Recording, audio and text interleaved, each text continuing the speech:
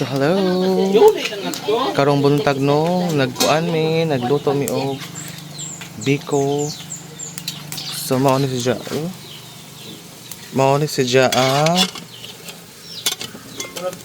atong pilit. And then biko. So guys, tanawa guys. Ana ang biko. Kami ito kuha. Bito man no?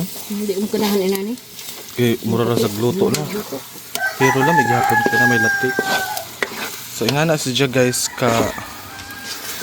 kana ang kanindot sa atong or kalami sa atong kuan cooked by mother. So si mother nag-cooking ana. So mo na siya dyan. Kanunay lutuon ang biko. So biko nga lami. So later na po guys, magkuha na po ta guys sa kanaang huuna na ni mama. Later na po magkuha na po ta guys sa uban nga mga lutuonon. So it's birthday man no. So mo na siya guys ang sa makatong atong kadakan wa. Ayan. Parang perfect agbiko.